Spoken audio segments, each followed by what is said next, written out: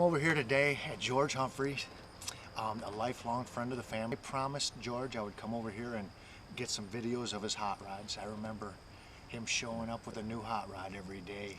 It seemed like when we were little kids, and he's got this, what is it, a 63 Corvette? 63 Corvette Roadster, yeah. It's got a 2003 LS1 Corvette engine in it.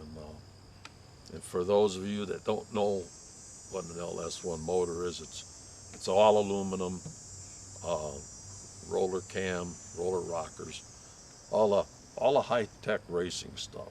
And this one puts out about 400 horse. And I think we're gonna, somewhere along the line, get it on film screeching down the street. But I've had this car 2 years, and I bought it with this engine in it, but basically the car was, well, I bought it off of eBay under project cars because it needed help. So anyway, I tore it apart last winter, and I ripped the entire suspension out from under it, cleaned the whole bottom side. I took the engine and cleaned it off with mostly Eastwood products that I use, so that might help Eastwood out. But degreasers, what have you, and cleaned the motor all up. And of course, I detailed it out quite a bit. And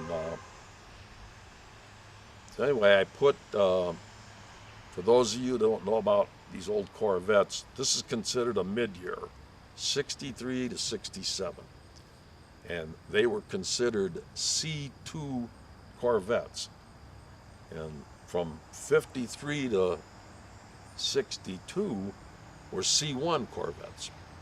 So from 68, I think 72, somewhere around there, were C3. And then beyond that were C4. So what I did is, on most of these old cars, these Vettes, the frame is exactly the same, well, almost identical. So what I did is I put a really good C4 road suspension system in this, what they call a model spring in the back, and coil springs, shocks, struts. I put a Flaming River, another good company, that I bought a rack and pinion steering from, and changed it over to rack and pinion steering. And this system is called a Hydro Boost braking system. Instead of using the vacuum off the engine, it uses the power steering fluid, which is pumped back to the master cylinder here, and there's actually a piston inside. So when I step on, or when I push the brakes, because I use hand controls to drive it, it's actually pushing a piston against this fluid. So then I added a nice aluminum radiator, which has made a big change in the way temperature run. The car runs all day at about 180, so that's good. I added this radiator core support that holds the radiator here, this black thing. In 1963, when this car was new, it was originally a fuel-injected car, and this core support has a hole in it. And that hole was for a snorkel to come up and feed the fuel injection. And only the fuel-injected cars had this core support with a hole. All the other ones didn't have the hole in it. So I used that original hole, and I routed fresh air up to the engine, because the fresher the air that goes in this engine, the more horsepower it makes. And the car also has side pipe exhaust.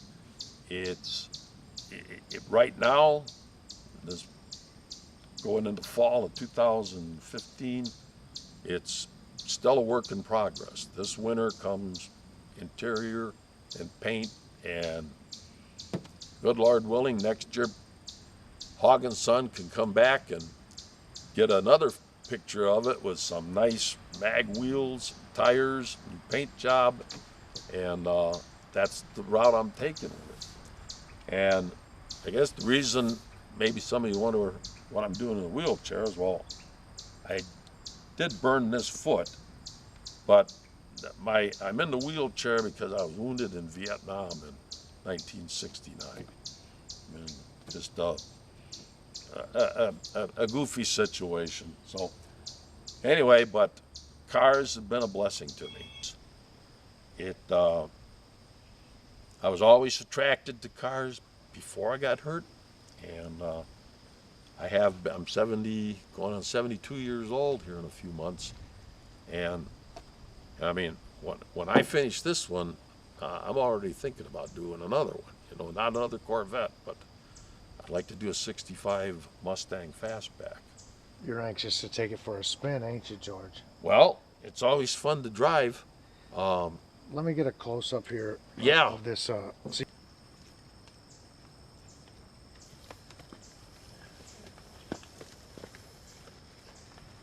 Well, now, I'm sure some of you wonder. George, you've been getting around real well ever since I known you, so Yeah. I don't want to. I'm slowing down though, you know. So, but how? Well, number one, how do I get in the car? That I'll show you. And then what do I do with the wheelchair? And I'm going to show you what that too. So, getting in might be a little bit cumbersome with this booty I've got on my right foot. So, But it ain't gonna slow you down, is it? no, it won't. It just gets in the way a little bit. I get my right leg up on the seat, and then my left down on the floor, and then I go. The right knee bends, and of course these are the hand controls. Down is gas, and forward is brake. So now I'll show you what I do with the chair. Take it.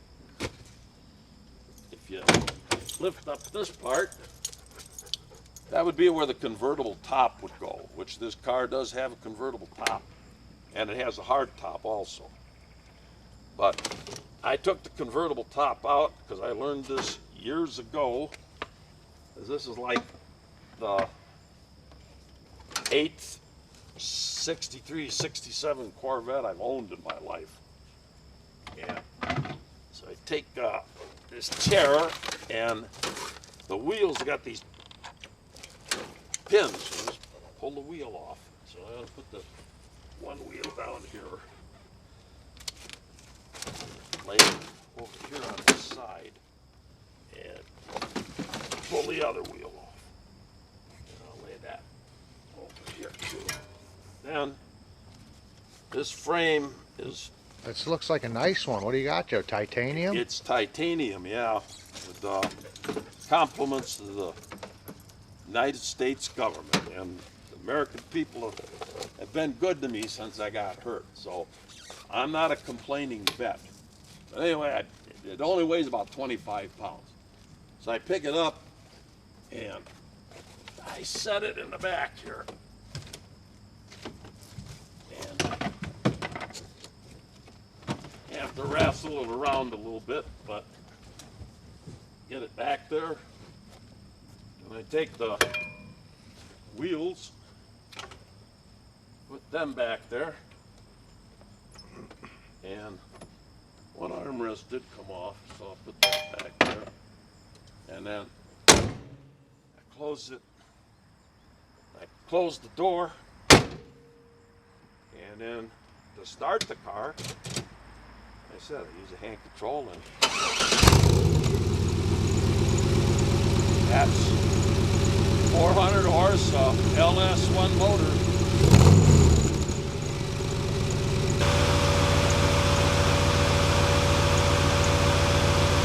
Sounds pretty good, George.